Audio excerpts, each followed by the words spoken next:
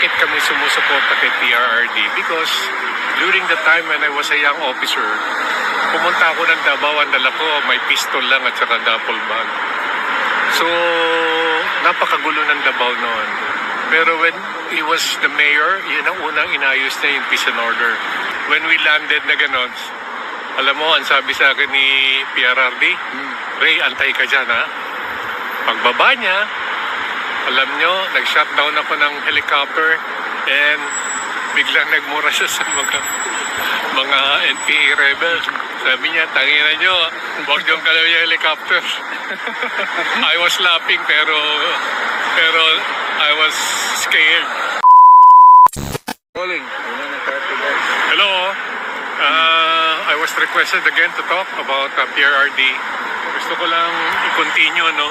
Yung nandito kami, my wife and I, si Mabel, nagpunta kami rito parang to show support sa mga Pilipino na nandito. And we are calling din yung mga gustong mamasyal dito sa The Hague.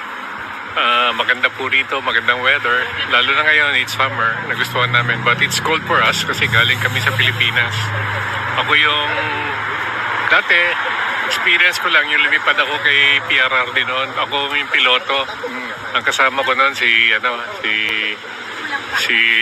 former President PRRD, Senator Bongo. Ngayon, tinawagan nila ako to fly them. So, sabi ko, walang problema, Mayor. So, ginamit namin yung helicopter ni Pastor Tibuloy noon. Alam niyo ba kung saan kami nagpunta? Sa kampo ng NPA. Wow. And I never thought na we will be going doon sa lugar na gano'n. Biro mo, mayor ka, pupunta ka doon. I think they want to talk about yung releasing yung mga hostages yata noon and other matters nila. Hindi na ako nakasama doon kasi when we landed na gano'n, alam mo, ang sabi sa akin ni PRRD, Ray, antay ka dyan, ha? Pagbaba niya, alam nyo, nag-shutdown ako ng helicopter and biglang nagmura siya sa mga NPA rebels. Sabi niya, tangina nyo, huwag niyong galaw yung helicopter. I was laughing pero I was scared. Kasi alam mo, tinan mo yung mga, I was with a former military noon, Air Force pilot. Biglang somebody, landing ka doon sa isang lugar na gano'n. Yeah. So, di ba scary yun? Scary Tapos, talaga. wala akong baril. Si Mayor, hindi ko alam kung may baril siyang dala doon sa bag niya. But sabi ko, pag binaril ako na to, duduraan ko na lang itong mga kalaban eh. It was funny, ano? Then, this showed na talaga napakatapang ng presidente natin. Alam mo, bakit kami sumusuporta kay PRRD? Because during the time when I was a young officer, pumunta ako ng Davao, ang dala ko, may pistol lang at saka duffel bag. So, napakagulo ng Davao noon. Pero when he was the mayor, yun ang unang inayos niya yung peace and order. Until such time, yung mga investors, they came over sa Davao investing ngayon. Naging progressive ang city.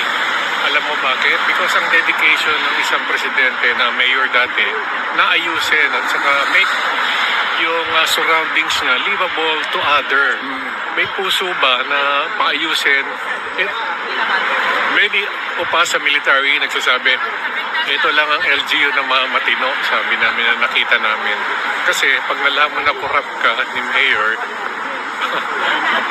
point ka, medyo parang hindi ka papansinin, i-ostracize ka niya pag may mga corruption sa ganun.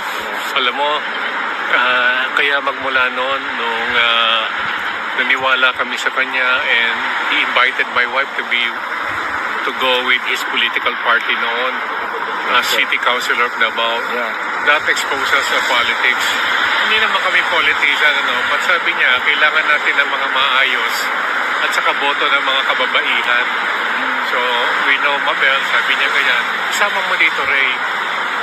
At first, ayaw ko involved sa politics. But now, my daughter is even one of the city councilors of Davao, Attorney Luna Acosta, na He's very active also with the law office of Torion, one of the lawyers of Torion law office ni Attorney Torion.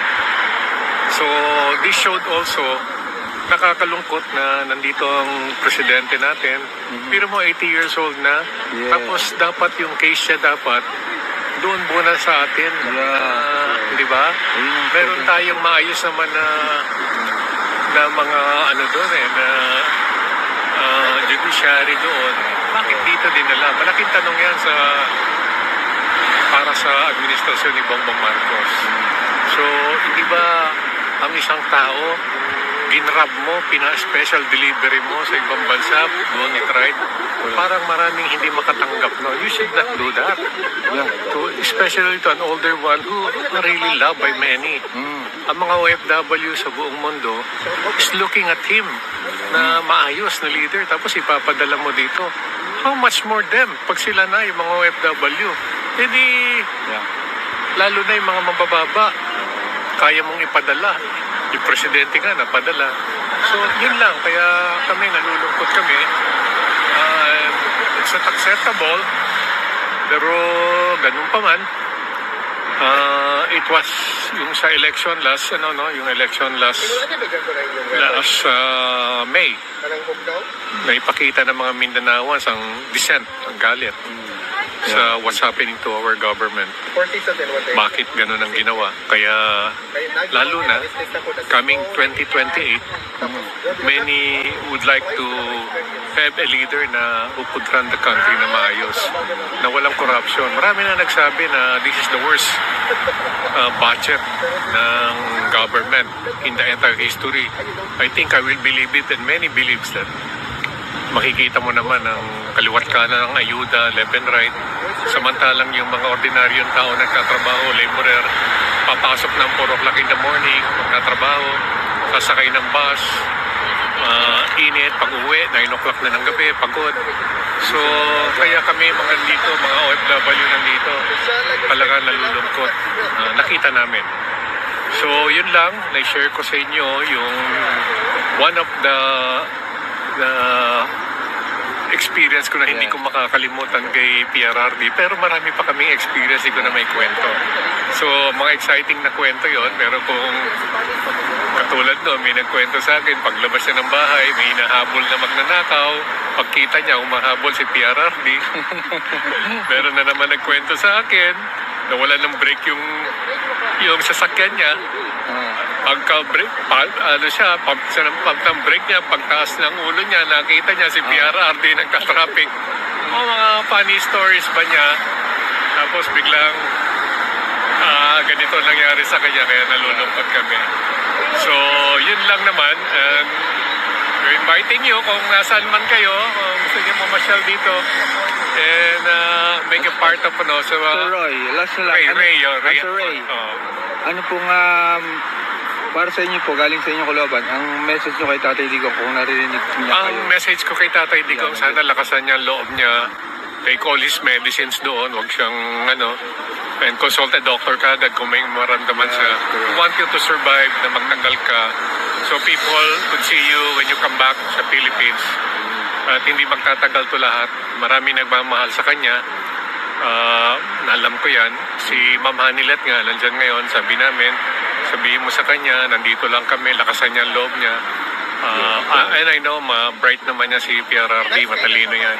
Nagbabasa yan, he could control himself emotionally. Kasi mahirap yung matanda ka na, nakulong ka pa. So, he was just like Mandela, the great leader of Africa, South Africa, right? So, ganyan nangyari sa kanya. So, temporary lang lahat yan. Alam niya yan, temporary lang yan. And life is like a wheel. Paikot-ikot yan. Tumisa nasa baba ka, nasa taas ka. To PRRD, Sir Mayor Ray Acosta here, tibayan mo ang loob mo. People are waiting for you as, again, our Mayor of Davao. Yes. So, we will will be missing you doon sa Davao. Meron ng kanta namingaw na kami kay PRRD ni Max Urban. Pakinggan niyo po yun. So, yun lang naman. Maraming salamat sa inyo. Maraming salamat, Sir Acosta. Thank you. Thank you, sir.